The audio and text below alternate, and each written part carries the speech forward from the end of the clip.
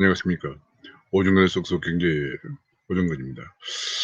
오늘은 그 봄비가 내리는 주말입니다. 주말 오후입니다. 제가 이 앞에 그 심층 분석에서 북한의 미사일의 연속적인 도발에도 불구하고 우리가 대북 지원을 계속해야 되는가 하는 그런 문제를 말씀을 나눈 적이 있습니다. 이번에는 우리의 그 대북 지원이 어떻게 북한의 핵무기 증강과 관련이 있는 것인지, 북한의 핵무기 증강에 기여해 왔는지 하는 것을 한번 통계를 통해서 살펴보도록 하겠습니다. 그럼 제가 준비한 자료를 보시면서 말씀을 나누도록 하겠습니다.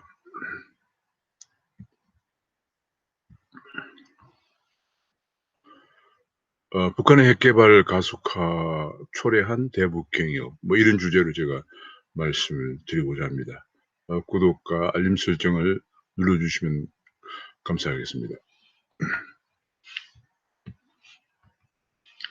북한은 1960년대부터 6.25 전쟁 직후부터 핵 개발을 시작했습니다. 1960 전쟁이 바로 1953년에 끝나고 55년에 원자 및 핵물리 연구소를 설치하고 59년에는 소련과 원자력 이용에 관한 협정을 체결하게 됩니다. 63년에는 소련에서 연구용 원자를 도입을 해서 건설하기 시작하고요. 65년에는 연구용 원자료 가동을 시작해서 기술을 축적하기 시작합니다. 80년대 들어서는 거의 핵무기 개발 기초를 완성을 합니다. 자체 소형 원자료를 제작해서 완공을 하고요. 그다음에 상업용 원자료도 소련으로부터 4기를 제공받아서 운용을 하고 그렇습니다. 그리고 86년에는 정문 내에 원자력 공업부를 신설하고 89년에는 드디어 핵연료에서 플루토늄을 재처리 시설을 가동을 합니다. 기폭장치 실험도 89년에 추진하게 됩니다. 그런데 불구하고 한국은 지금 완전 한국과 미국은 냉전이 종식된 것으로 오판을 했습니다. 북한은 착착 핵무기 개발을 6.25 전쟁이 끝나자마자 한마디로 한반도의 공산화를 위해서 핵무기를 개발을 착착 진행한 데 비해서 한국과 미국은 89년에 동굴압화가 붕괴하고 90년에 구소련이 붕괴를 하면서 이제 냉전이 종식되었다라고 오판을 하게 됩니다. 사실 전 세계는 그렇게 움직이고 왔습니다만 우리 한반도만은 예외였죠. 북한의 6.25 전쟁이 끝난 직후부터 바로 남한에 대한민국의 공산화를 위해서 착착 핵무기를 준비해 온 북한이 있는 한반도는 예외로 아직도 동토 지역으로 남아 있다는 것을 인식하지 못하게 됩니다. 그래서 1991년에는 드디어 북한의 핵 개발 노력을 하고 있는 것도 잘 알지 못한 채 한반도에 배치되어 있던 미국의 전술 핵무기를 철수하게 됩니다. 그러면서 1992년에는 남북이 공동으로 한반도 비핵화 공동선언을 합의를 합니다. 그러니까 우리가 이제 북한은 착착 핵무기를 개발해 오고 있고 기폭장치 실험도 끝낸 상태인데 우리는 전술 핵 동굴압화 붕괴와 소련의 붕괴에 힘입어서 이제 공산화는 끝났다. 역사의 종은 그야말로 프란시스 부쿠야마의 말대로 역사가 공산주의 대 자본주의의 논쟁은 끝났다라는 그런 인식을 토대로 전술 핵무기까지 철수하고 92년에는 한반도 비핵화 공동선언을 하게 됩니다. 북한도 IAEA와 핵안전조약 조치 협정을 체결하고 핵사체를 수용하게 됩니다. 그러나 92년과 93년에 걸쳐서 6차례에 걸친 사찰 결과 북한의 신고한 플루토늄 추출량과 IAEA 추정량 사이에 차이가 있다는 것이 드러나면서 특별 사찰 필요성을 제기하자 북한은 일방적으로 93년도에 핵확산 금지 조약 NPT를 탈퇴하게 됩니다. 그러면서 1994년 드디어 1차 핵위기가 옵니다. 그러나 92년도에 한반도 비핵화 공동선언을 합의를 했지만은 여전히 북한에서 핵을 개발하고 있었고 2년 뒤에 1차 핵위기가 옵니다. 그다음에 이제 그렇게 되면서 제네바 합의에 이르게 됩니다. 제네바 합의에 대해서 북한이 인제 그 북한의 에너지난 때문에 원자력 발전소를 가동하려고 하는 것이다 하는 그런 얘기에 가 나오면서 그러면 우리가 원자료를 에너지 공급을 위한 중수로를 건설해 준다. 1,000 메가와트급의 중수로 2기를 건설해 준다고 하고 중류도 50만 톤을 제공한다는 제네바 합의를 하게 됩니다.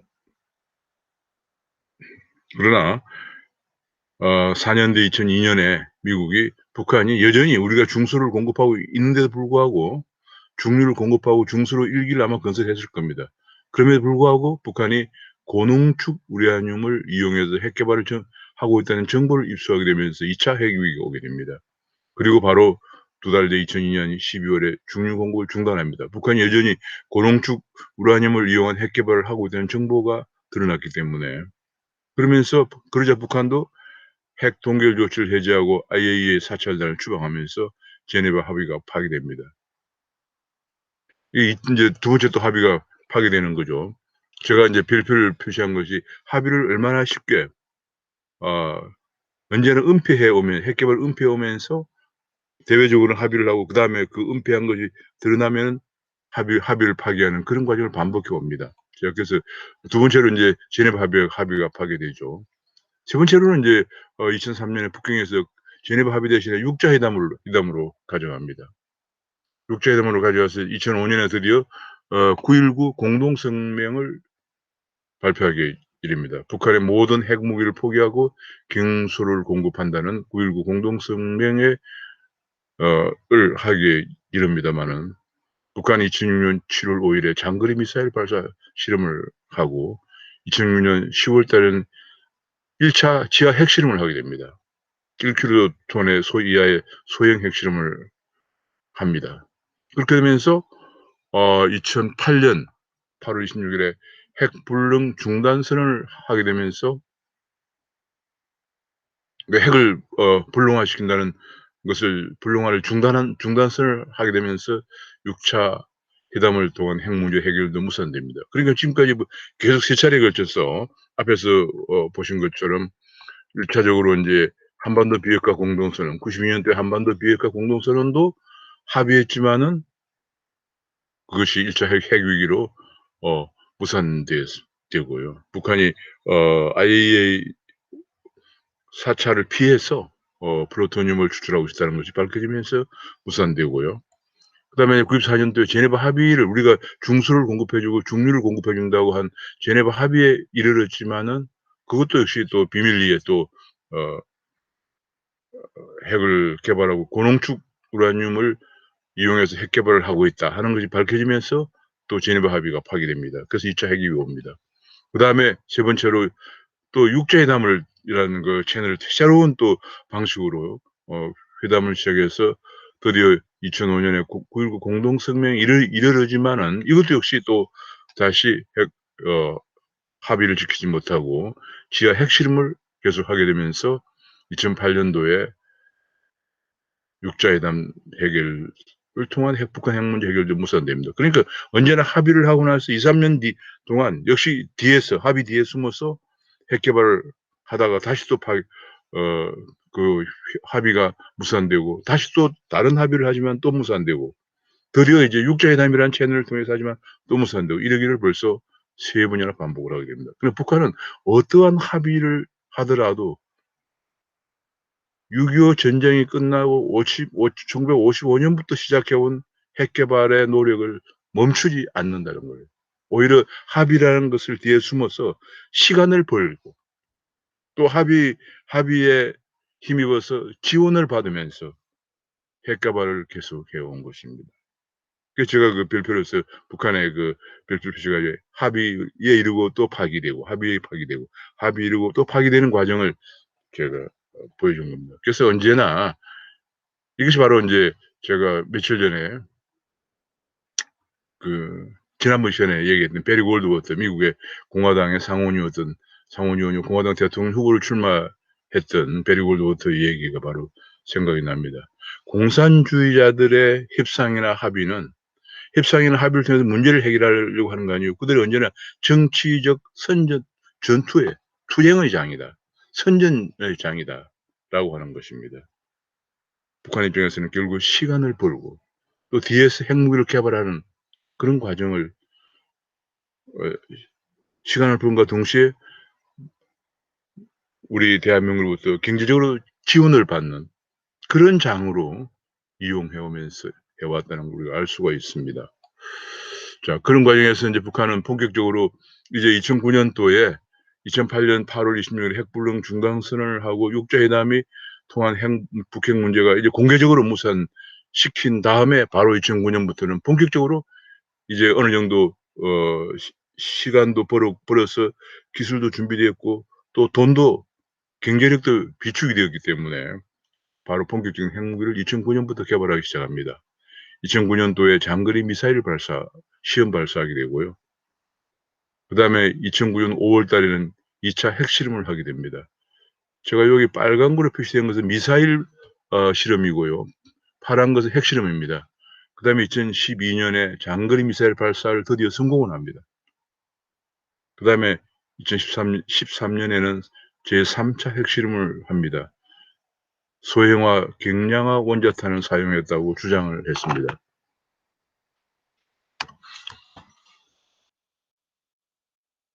그리고 2016 년엔 제4 차 핵실험을 합니다. 거기서 수소탄을 개발했다고 발표를 했습니다. 2016년 9월 달에는 다시 5차 핵실험을 합니다. 핵탄두를 표준화 국외화를 했다고 발표합니다. 그리고 2017 년에는 드디어 탄도미사일 시험 발사를 하고 2017년 9 월에는 6차 핵실험을 해서 대륙간 탄도탄의 장착용 수소탄에 성공했다고 발표합니다. 그리고 2017년 12 월에 드디어 ICBM을 시험 발사합니다. 자, 여기서 우리가 알 수 있는 것은 공통적인 것은 뭐냐면은 중요한 포인트는 북한이 계속해서 미국까지 날아갈 수 있는 대륙간 탄도미사일 실험 발사를 하고 그 대륙간 탄도미사일에 장착할 수 있는 핵탄두의 표준화 국익화를 위해서 노력해 오고 있다는 것입니다. ICBM이라 하는 것은 일단 미사일이 대기권 밖으로 나갔다가 다시 대기권으로 들어와야 되거든요. 그러면서 엄청난 열을 어 발생하는 것을 견뎌낼 수 있는 그런 미사일이라야 되고 그걸 또 견뎌낼 수 있을 정도로 장거리로 날아갈 정도의 핵탄두가 표준화되고 규격화돼야 한다는 것입니다. 너무 크면은 날아갈 수가 없어요. 그래서 여기서 보신 것처럼 소형화, 경량화, 표준화, 국역화를 계속 노력해 실험을 해 옵니다. 2009 년부터 2017 년까지 6년 동안에 걸쳐서 6년 반 정도에 걸쳐서 북한은 이런 실험을 성공시켰다고 발표를 했습니다. 드디어 2017년 12 월에 ICBM을 시험 발사하게 됩니다. 이렇게 되면서 그동안에 북한의 핵실험대에서 다소 좀 거리를 두고 있었던 미국이 깜짝 놀라게 됩니다. 왜냐하면 미국은 단 한 번도 2차 대전 때도 하와이 진주만 외에는 공격을 받은 적이 없는 그런 국가죠. 그런데 북한의 핵이 하와이 정도가 아니고 미국의 동부까지 날아올 수 있다는 것을 이제 곧 알게 된 것입니다. 근데 북한이 왜 이렇게 그야말로 고난의 행군이라고 하는 수백만 명이 굶어 죽는 그런 어려움에도 불구하고 이렇게 했을까 하는 것입니다. 그것은 흔히들 우리 그때 남한의 무슨 정치인들은 "이것이 미국을 겨냥한 것이기 때문에 우리는 괜찮다." 이런 정말 말도 안 되는 아니한 얘기를 하기도 했습니다마는 북한이 미국을 그렇게 경제적으로 어렵고 수백만 명이 굶어 죽는 여러분 수백만 명이 굶어 죽었다고 하는 것은 적어도 1,000,000명 정도는 피골이 상접한 상태로 갔다는 얘기거든요.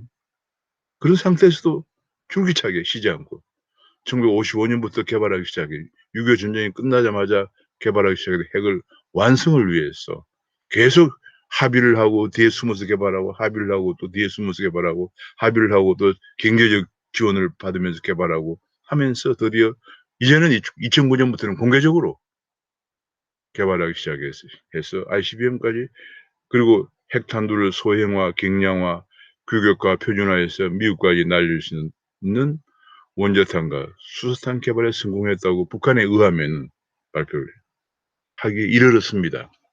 그렇게 하면서 이제는 그건 목적은 뭐겠습니까? 한반도에 어떤 유사 상황이 발생할 경우에도 미국은 관여하지 말라 그 얘기죠. 쉽게 얘기하면 미군은 철수하고 한반도에 개입하지 말라 그런 얘기입니다. 그러면은 북한이 그렇도록 원해왔던 6.25를 통해서 달성하려고 했고 6.25가 끝나자마자 바로 55년부터 준비해 왔던 북 대남 적화 전략이 성공할 수가 있다고 판단한 것이기 때문에 그렇습니다. 우리는 이 점에 굉장히 중요한 포인트 생각을 해야 됩니다. 왜냐하면 이것이 우리 한미 동맹이 굉장히 중요하다는 것을 인식해야 되는 그런 점인 것입니다. 북한이 집요하게 북한의 주민들이 수백만 명 굶어 죽는 사태가 발생하는데도 집요하게 미국까지 날아가는 ICBM을 개발을 하려고 ICBM과 거기에 탑재할 수 있는 소형화, 경량화, 표준화, 규격화된 핵탄두를 개발하려고 노력해 왔다는 것은 한마디로 미국 너희만 관여하지 않으면 한반도는 곧 적화시킬 수 있다라고 북한이 판단하고 있다는 증거가 되기 때문에 우리는 거꾸로 한미동맹의 중요성을 다시 한번 인식하고 한미동맹을 정말 견고히 해야 한다는 그런 얘기예요. 자, 그러면은 북한의 우리나라의 북한의 이런 과정에서 북한에 대한 경협이 어떻게 이런 과정을 도와왔나, 가속화시켜왔나를 한번 살펴보겠습니다. 북한은 뭐 수백만 명이 굶어 죽는 상황까지 발생했으니까 북한 자력으로는 이런 걸 개발할 수 없는 상황입니다. 그런데 예를 들면 여기 제가 그림에서 그려놨습니다만 앞에서 보신 것처럼 북한은 96년부터 2000년까지 고난의 행군 기간이었습니다. 그때는 왜 고난의 행군이었냐면 다른 나라에서 북한을 도와줄 수 없었어요. 소련도 91년에 붕괴가 돼가지고 소련도 뭐 완전히 지금 우리가 잘 알지만 노태우 대통령이 그때 제 기억으로 20억 달러인가 40억 달러인 걸 북한에 소련에 지원할 정도로 고르바초프가 일본을 방문한 중에 소련에서 고르바초프와 노태우 대통령이 만나서 뭐 긴급 회담을 하면서 그렇게 할 정도로 소련이 정말 우선 뭐 그냥 소련 자체가 살기가 힘든 그런 상황이었고 드디어 러시아는 1998년에 구소련이 러시아를 바뀌었죠. 러시아가 98년에 모라토리움까지 선언하게 되고요. 중국도 계획 개방 초기였기 때문에 중국이 1978년에 계획 개방을 등수평했지만은 아직도 계획 개방 초기였기 때문에 뭐 다른 나라를 도와주고 어쩌고 할 시간이 경제력이 되지 못한 상황이었습니다. 그리고 일본도 잃어버린 20년, 1992년부터 2021년까지 잃어버린 20년을 겪으면 일본도 국력이 피폐해 있는 상황이었습니다. 그렇기 때문에 북한을 도와줄 경제력이 있는 데라고는 거꾸로 대한민국이 없는 상황이었거든요. 북한은 고난에 그래서 이런 지원이 다 끊기자 북한은 국제사회의 식량 지원을 스스로 요청하게 이릅니다. 1995년에 이르렀어. 그리고 그걸로도 부족해서 뭐 알려진 바에 의하면 한 300만 명 정도 굶어 죽었다 이런 얘기가 나오는데 정확한 숫자는 뭐 아직 알려지지가 않고 있습니다. 그런 고난의 행군 기간을 갖게 됩니다. 거꾸로 생각하면 이 시기가 어떻게 생각하면 우리가 통일할 수 있는 가장 좋은 대외 환경이 유리한 시기. 우리가 대한민국의 한반도의 통일은 소련이나 중국이나 일본이나 우리를 둘러싸고 있는 강대국들이 통일을 원치 않으면 통일이 안 되는 상황이에요. 그러나 이때는 그런 강대국들이 스스로들의 각국들의 어려움 때문에 개입할 수 있는 여지가 없었기 때문에 어떻게 생각하면 우리가 통일할 수 있는 가장 좋은 시기였지만은 이 시기를 놓치게 됩니다. 이 시기를 뭐 햇볕 정책에다 뭐다 해서 오히려 고난의 행군을 벗어날 수 있는 경제적 지원만 하면서 앞에서 본 것처럼 그러면서 북한은 그 지원을 받기 위해서 여러 가지 가장된 합의를 하게 됩니다. 합의를 하면서 뒤에 숨어서 핵을 개발하는데 우리는 그 핵을 개발한 자금을 지원하게 됩니다. 그러나 이제는 미국 경제도 반등을 하고 있고 러시아도 이제 강국으로 다시 반등을 하고 있고 중국이 이제 G2로 미국과 쟁패를 하고 있는 심지어는 2D 대서 함정까지 언급하는 이런 상황까지 왔고 일본도 완전히 이제 회복에 대해서 재무장을 해서 정상국가화. 정상국가라고 해서 일본이 이제 본래 무력을 두지 않기로 했는데 이제 우리 일본 스스로도 무력을 갖추려고 하는 정상국가화 발돋움을 하고 있는 이런 상황이기 때문에 우리가 굉장히 오히려 이제는 정말 왜 우리를 둘러싼 강국들의 동의를 구해서 한반도 통일하기는 더 어려운 시기로 지금 가고 있는 그런 상황입니다. 우리 주변에 중국이나 일본이나 소련 등 주변 강대국들의 세력이 복원되고 패권 다툼이 더 가열되고 있고요. 북한은 핵을 이제 완전히 개발하고 있어서 한반도는 굉장히 어려운 상황으로 가고 있습니다. 어떻게 보면 이때 굉장히 좋은 시기를 우리 스스로의 잘못된 판단으로 놓친 아쉬움이 있습니다. 그러면서 우리는 그 당시에 여기 보시면 이제 1996년부터 2000년까지가 고난의 행군이라고 그랬거든요. 물론 이제 그렇게 되니까 그 앞뒤 전으로 북한은 엄청난 경제적 고난에 처하게 됩니다. 그때 나타난 구세주가 누굽니까? 바로 이 김대중 노무현 대통령의 대북 지원입니다. 햇볕 정책에다 뭐다 해가지고 엄청난 대북 지원을 하게 됩니다.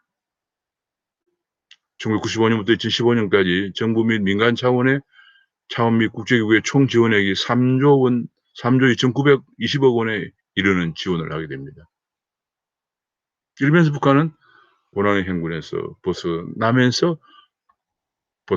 벗어나고 이건 정권별로 제가 본 거고, 그러다가 이제 2010년에 2008년에 이명박 대통령 당시에 금강산 관광객 시의 피살 사건이 일어나고, 2010년에 또 천안함 피격 사건, 2010년에 연평도 포격 사건이 일어나면서 2010년에 그 시점보다 이명박 정부 때 일어나면서 지원이 거의 끊기게 됩니다. 그래서 이제 그런 과정에서 이제 고난의 행군을 극복하게 되고, 이제 고난의 행군 극복하면서 경제 성장률도 그 전에 계속 마이너스 성장이었어요. 그리고 우리의 지원으로 경제 성장률이 이렇게 빨강 막대기는 지원으로 성장률 플러스로 돌아서면서 고난의 행군을 극복합니다. 다시 금강산 관광객 피살 사건, 천안함 피격 사건, 연평도 포격 사건들이 일어나고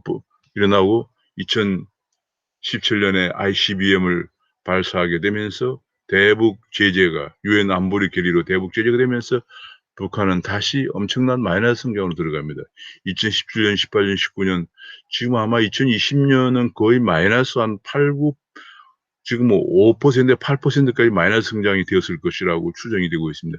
정확한 통계는 아직 나오지 않고 있는데요.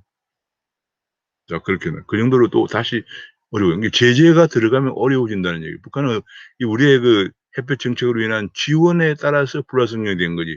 북한 스스로 경제력을 지금 플러스로 유지할 수 있는 상황이 아니다. 그런 얘기입니다. 그런데 또 한 가지, 굉장히 우리가 유의해야 될 것은, 그런 과정에 지원을 하는 시기에 드디어 고난의 행군을 어느 정도 끝내면서 시작된 것이 뭐냐 하면은 바로 핵실험입니다. 고난의 행군이 이제 공식적으로 2000년 정도, 2000년 초반 정도에 어느 정도 끝납니다. 우리의 그 김대중 대통령의 햇볕 정책으로 끝나면서 다시 2006년에 1차 핵실험에 들어갑니다. 그 다음에 다시 또 장거리 미사일 발사 실험을 하게 됩니다. 그리고 계속적으로 2009년도에 2차 핵실험, 2013년도에 3차 핵실험, 2016년 4차 핵실험, 그 다음에 또 2016년 9월에 5차 핵실험, 핵탄두를 표준화 구역했던 5차 핵실험, 그 다음에 2017년에 ICBM 수소탄 핵실험을 하게 되고요. 제가 별표는 ICBM 발사인데, 장거리 미사일 발사를 실험을 다시 또 이때부터 하게 되고, 2009년도에도 하고, 계속 미사일 발사 실험, 계속적으로 미사일 발사 실험과 핵 실험을 계속 고난의 행군이 끝나자마자 바로 시작합니다. 그리고 좀 또 한 가지 중요한 포인트는, 여유가 좀 생기자 바로 이제는 살만하게 됐는지는 모르겠으나 아주 고난스러운 행군이 끝나고 이런 무기가 어느 정도 개발되자 자신감이 생기자 남한에 대해서 포격을 시작합니다. 도발을 시작한다는 얘기죠. 조금 군사력 내에서 자신감이 붙으니까 남한에 대해 도발을 시작한다는 얘기죠. 그래서 지금 굉장히 중요한, 우리가 이것을 중요한 교훈으로 삼지 않으면 대한민국이 굉장히 위험하죠. 왜냐면 이걸 보면 뭡니까? 어려운 때 지원을 계속 해주면은, 사실 우리가 이때 많은 지원을 했지만 대부분 우리 물자가 어디에 쓰이는지 검증이 안 되는 상황이었어요. 검증을 할 수 있도록 들어오지를 못하겠어요. 검증을 하지 못하기 때문에. 검증을 안 하고 그냥 지원을 한 거죠. 햇볕을 쏘면은, 햇빛을 쏘게 해주면은 스스로 녹아서 계획 개방이 될 것으로 판단을 한 거죠. 김대중 대통령의 어록 중에 유명한 것 중에 하나가 북한은 핵을 개발할 능력도 의지도 없다 하는 얘기였어요. 우리가 햇빛만 쏘여주면은 계획 개방의 길로 간다 하는 그런 얘기였거든요. 그런데 오히려 북한은 거꾸로 갔습니다. 이 지원 동안에 고난의 행군이 어느 정도 끝나자마자 바로 핵 실험과 미사일 발사 실험을 쭉 연달아 하면서 드디어 2017년에 ICBM을 발사하자 미국이 드디어 북미 회담장에 나옵니다. 북한과의 회담. 그전에는 북한과의 회담 장소에는 뭐 6자 회담을 통해서 나온 것이 안 나왔죠. 나옵니다. 그러자 그 기간에 또 약간의 기간이 벌었어요. 북한에서는. 기간을 약간 벌면서. 왜냐면 이때는 북한이 ICBM을 발사하자 유엔 안보리에 대북 제재가 있으면서 북한이 앞에서 본 것처럼 마이너스 성장을 계속 할 때거든요. 이렇게 마이너스 성장하면서 북한이 굉장히 피폐해지는 상황이기 때문에 오히려 북한은 또 그 피폐해지는 상황 중에는 북미 회담이라는 걸 통해서 시간을 봅니다. 이 회담이 2019년 2월 달에 드디어 결렬이 되죠. 앞에서 본 것처럼 계속 회담 또는 합의를 하고 불가미 회담장에 나오고 합의를 하고 그 뒤에 숨어서 개발하고 또 파기하고 뭐 이런 걸 반복하는데 이때도 경제적으로 굉장히 어려우면서 회담장에 나왔다가 2019년 2월 달에 북미 회담에서 북한의 핵 리스트라든지 이제 비핵화를 가려면은 그다음에 비핵화를 가려면 핵 리스트라든지 이런 걸 다 구비해야 한다고 하는 주장에 미국 요구에 불복하면서 하노이 북미회담이 소위 노딜 회담이라고 그래서 결렬되게 아무런 성과 없이 끝나게 됩니다. 끝나면서 2019년에 13차례나 탄도미사일을 25발이나 발사하게 됩니다. 경제적으로 어려운 가운데서도 25발의 탄도미사일을 발사하게 됩니다. 그리고 드디어 3월 달에 이번 달에 연이어서 서해로 순항미사일을 발사하고 동해안에서 또 탄도미사일을 발사합니다. 근데 북한이 경제적으로 굉장히 어렵거든요. 앞에서 본 것처럼 그 당시에도 경제적으로 고난의 행군 때에도 어려워서 우리 지원을 받아서 플러스 성장을 했고요. 이번에도 굉장히 마이너스 성장이 거의 3, 4년간 지속이 되면서 경제적으로 굉장히 어려운데 다시 또 도발을 합니다.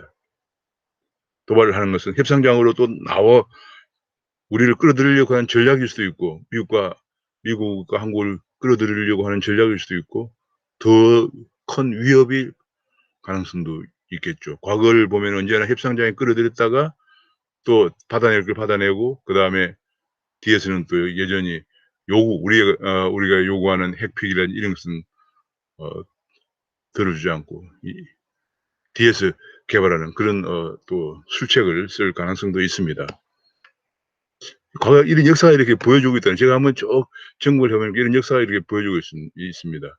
근데 우리는 인제 과거에 1989 년에 동굴 아파가 붕괴됐을 때 또 소련이 붕괴됐을 때 우리가 바로 전술핵을 철수하고 이제 뭐 "한반도에서 핵 전쟁은 끝났다."라고 오판을 했던 것과 마찬가지로 2018년에 들어서 계속 북한에 2017년에 북한이 ICBM을 날리고 나서부터 계속 우리가 협상장에 끌려나갑니다. 협상장에 나가는 거죠. 그러니까 제가 바로 이게 베리 골드워터가 정확하게 소련에 대해서 연구한 것이 그대로 적용되고 있는 거예요.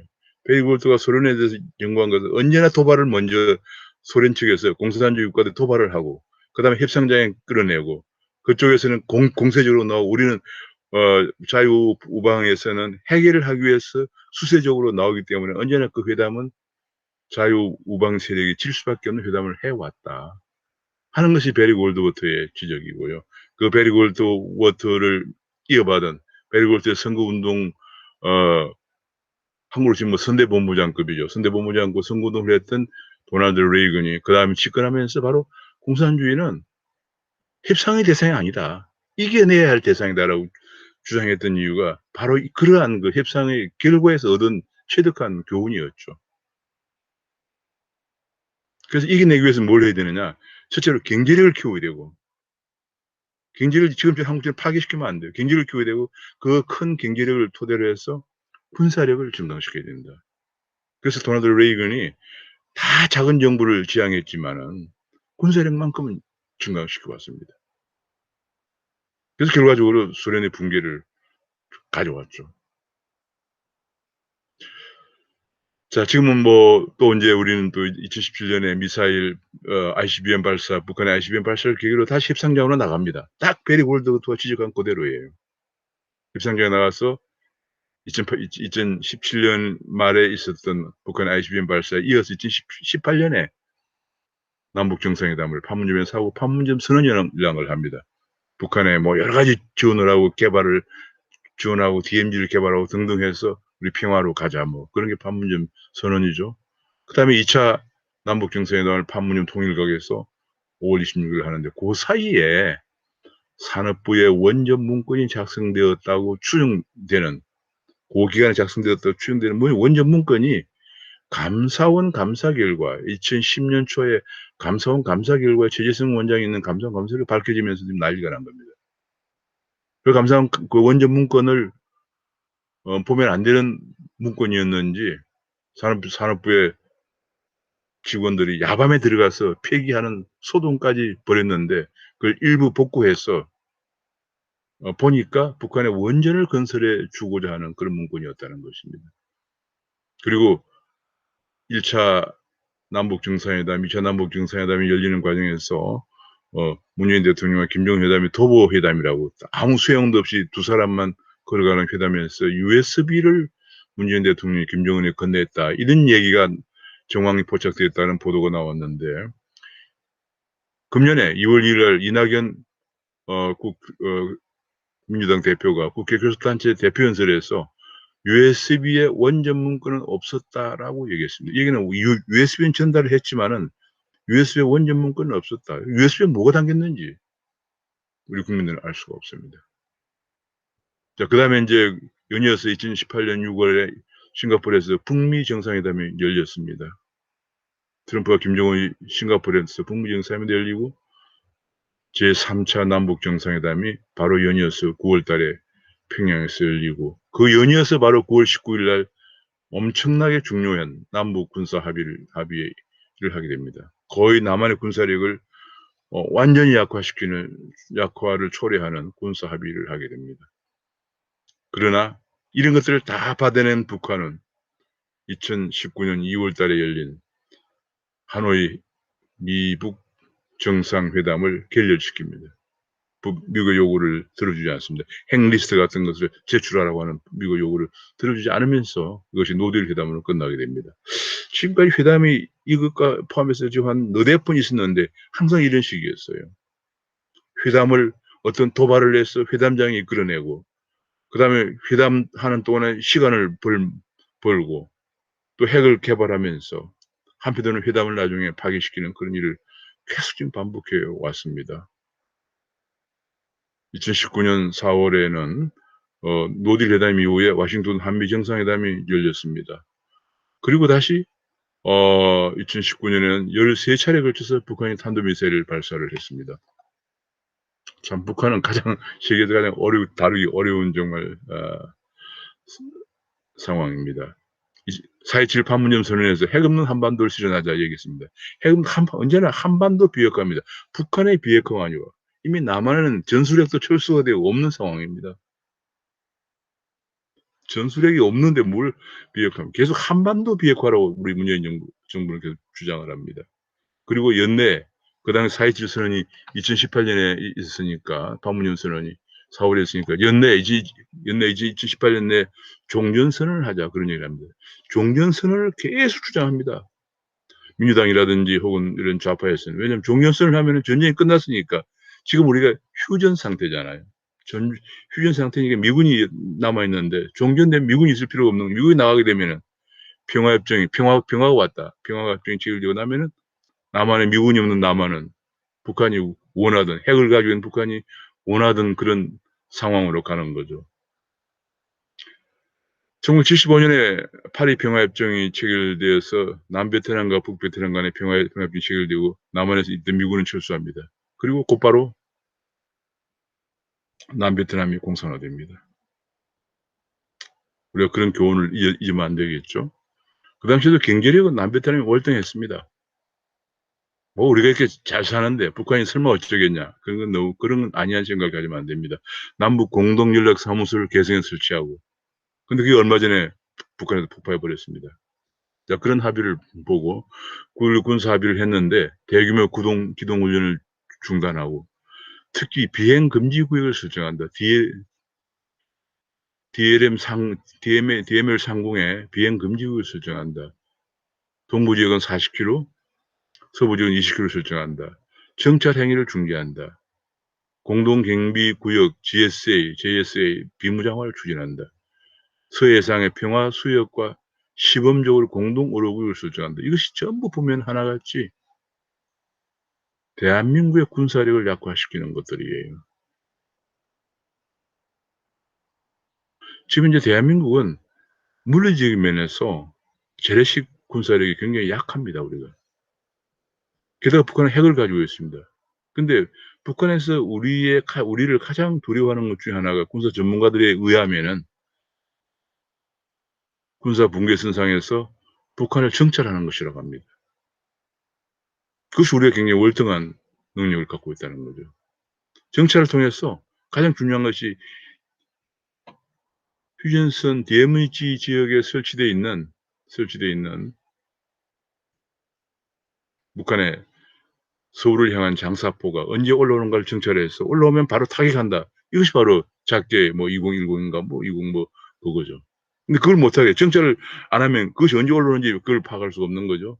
언제든지 올라오는데 뭐 몇 분이 안 걸린다고 그래요. 올라와서 서울을 향해서 수백 발을 몇 분 내에 그냥 타격할 수 있는데 그걸 정찰을 못하게 하고 그다음에 서해안이 굉장히 서울에 가깝기 때문에 항상 그 서해안에 평화수역이 설치되어 있죠. 이거를 평화수역을 없애고 공동 오로구역까지 설정하자. 이러면 서해 방어선이 무너지는 거죠.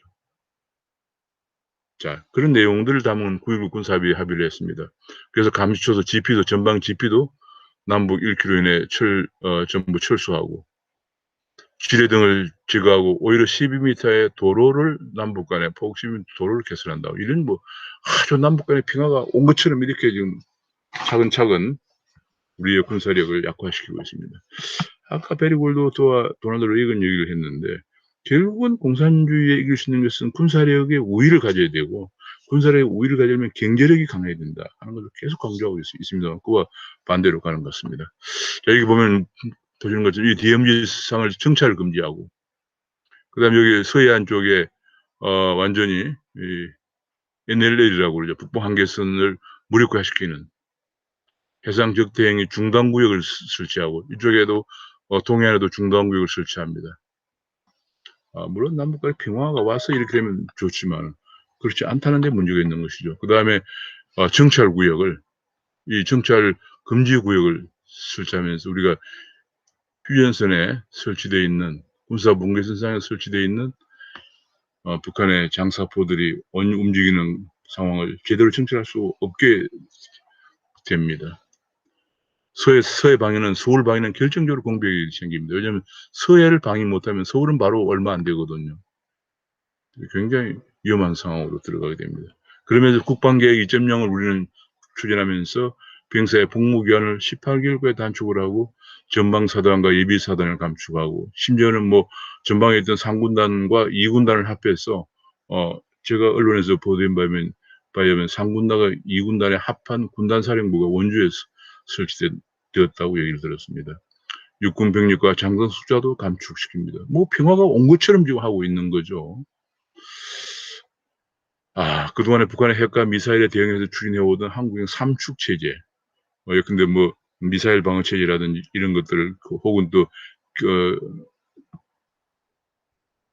체제를 축소한다. 그런 얘기죠. 그런 얘기고 참수부대 운영 등도 처리하거나 축소한다. 뭐 그런 얘기입니다.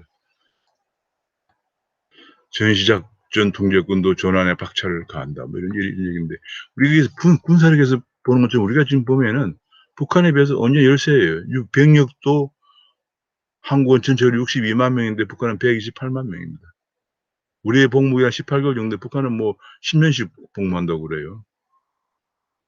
전차나 이런 것도 우리는 2,500 대인데 북한은 3,500 대고, 야포도 11,000문인데 북한은 21,000문이고, 함정은 우리는 129 척밖에 안 되는데 385 척입니다.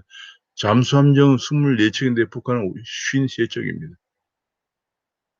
참, 정말 재래식군 세력이 우리가 굉장히 열세입니다.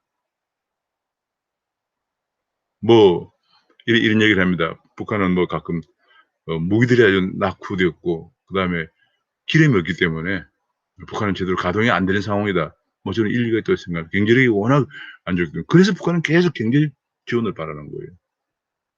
그 중국으로부터 경제 지원을 받으려고 그러고, 대한민국으로부터 경제 지원을 받으려고 하는 거예요. 그걸 제재를 가하는 건 유엔 안보리의 제재 결의입니다. 제재를 가해야 북한이 비핵화의 길로 들어서게 될 것이다 하는 것이 미국과 유엔 안보리의 생각입니다. 한미 동맹 약화를 어떤 경우라도 약화는 방지해야 됩니다.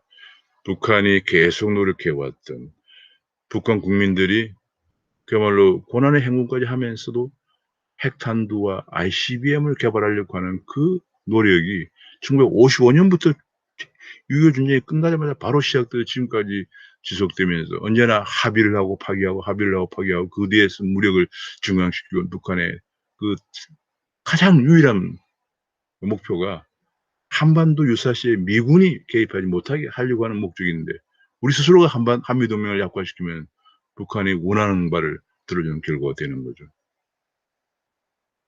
북한도 1961년에 체결된 조중 우호 협력 및 상호 원조 조약이 있습니다. 근데 우리가 한미 상호 방위 조약 1953년에 이승만 대통령이 체결했던 것이 약화되면 안 되죠. 그리고 군사 합의도 너무 우리에게 불리한 거기 때문에 폐기하는 것이 바람직하다고 하는 것이 전 자유한국당 나경원 원내대표 등 자유한국당 국회의원들의 주장입니다. 최소한 군사 합의 이행을 위해서 북한도 잘하고 있는지를 상호 검증할 수 있는, 통제할 수 있는 체제가 마련돼야 되는 것이 아니냐. 그다음에 서울을 방어하기 위해서 북방 한계에서는 NLL이라는 이런 영토선을 반드시 고수해야 된다, 이런 얘기.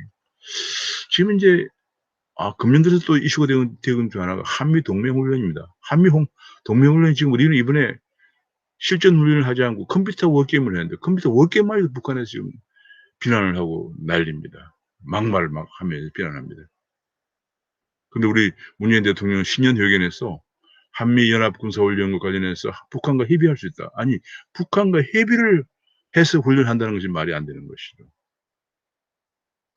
둘째로 군사 동수권자인 대통령의 대북 인식이 비현실적이라서 안보를 심각하게 위협에 빠뜨릴 우려가 크다, 이런 얘기를 하고 있습니다. 또 세 번째로는 김정은 위원장의 비핵화에 대한 의지는 분명하다라고 생각한다고 발표를 했습니다. 아니, 지금까지 계속적으로 1950년부터 핵을 개발하고 있고, 계속 합의를 파기하면서 지원을 해주면 오히려 핵을 개발해서 드디어 미국까지 날아가는 ICBM을 개발한 김정은 위원장에 대해서 비핵화에 대한 의지가 분명하다고 이런 발언을 하는 대통령 문재인 대통령, 우리가 어떻게 판단해야 되겠습니까? 북한이 핵을 증강한다든지 무기 체계를 더하겠다는 이런 부분도 비핵화와 평화 군축회담이 타결되지 못한 상황에서 나온 것이라는, 오히려 북한 입장을 대변하는 주장까지 나왔다는 것에 대해서는 더 이상 정말 어이가 없는 그런 발언이라는 주장이 언론에서 비판을 하고 있는 상황입니다. 우리가 북한을 도와주지 말라는 얘기는 아닙니다. 도와줘서 북한이 핵과 경제가 병진한 정책을 도와주면 안 된다는 거죠. 언제나 최소한 검증 가능한 핵리스트, 검증 가능한 비핵화 로드맵을, 그리고 그걸 점검하기 위한 워킹그룹 정도는 창설이 되어야만 지원이 가능한 거죠. 이 검증 가능한 핵리스트와 로드맵을 제출하라고 주장했다가 하노이 회담이 결렬된 것이죠. 그 정도는 상호 신뢰가 되어야 우리가 대북 지원을 할 수가 있는 것이죠. 북한의 비핵화 계획 기반만이 남북이 공존하고 공령할 수 있는 상생의 길이다 하는 것을 북한이 인식했으면 좋겠습니다. 남한은 북한 핵 위협과 그에 따른 지정학 리스크가 상존하고 있는 상황이고, 북한은 계획 개방이 없이는 성장이 불가능하다는 것을 중국의 계획 개방, 중국도 한동안 계획 개방하지 않고 문화혁명 기간을 통해서 자력 강성을 하려고 했어요. 그 66년부터 76년, 10년간 문화혁명을 해온 겁니다. 그 문화혁명이 잘 됐다고 했던 사람들이 지금의 주사파들이에요. 조난시대의 논리, 위선과 우상, 8억인가의 대화, 이런 책들을 저도 옛날에 많이 보고 정말 감동을 받기까지 한 적이 있었습니다만, 젊은 시절에는. 아직도 우리 전국을 담당하고 있는 주사파들이 그 망상에 빠져 있는 거죠. 중국마저 그걸 폐기하고, 문화혁명의 4인방을 처단하고, 78년부터 계획 개방을 했습니다. 베트남이 공산화되었습니다. 1975년에 평화협정 끝난 다음에 1년 뒤에 바로 공산화됐습니다. 76년 4월 15일 공산화됐는데 10년간 공산 유치를 해봤어요. 안 되거든요. 그래서 86년에 계획 개방을 했습니다. 북한도 빨리 계획 개방 없이는 자력 경제 성장이 불가하다는 거. 지금 북한의 1인당 GDP가 1,400불 수준입니다. 1,400불이라는 엄청 가난한, 그래서 최빈곤국입니다. 캄보디아, 라오스 이런 수준이에요. 북한 핵 폐기 없는 협시, 서두르는 남북 경협은 오히려 우리 한반도를 위기 상황으로 몰고 갈 수밖에 없다는 거. 이런 점을 인식하는 것이 굉장히 중요하겠습니다.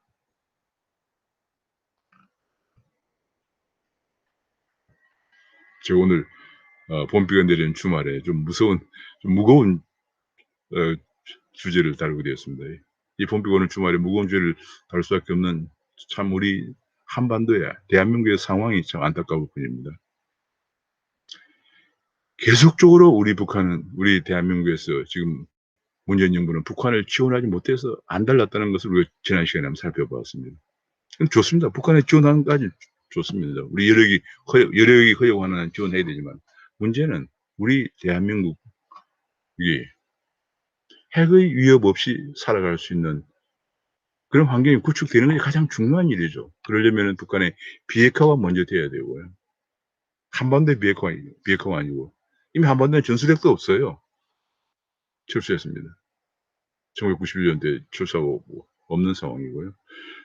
북한의 비핵화가 돼야 되고, 그 다음에 한미동맹을, 반면에 우리는 이제 북한의 비핵화를 어떻게 이끌어낼까? 굳건한 한미동맹의 지렛대가 없이는 북한과 중국의, 대북 굴견하는 중국과 북한의 핵을 가지고 있는 북한에 대응할 수가 없지 않습니까? 현실적으로. 그런 인식을 바탕으로 해서 한반도 빨리 좀 진정한, 지금의 그 핵을 이고 있는 평화가 아니고, 굴종적인 평화죠. 핵을 이고 있는데 굴종적인 평화가 아니고, 한반도 진정한 평화가 하루빨리 오는 그런 정치 체제, 그런 정치인들의 인식 전환이 되기를 바라면서 주말에 봄비가 오는 주말에 좀 무거운 주제를 다뤄봤습니다. 감사합니다.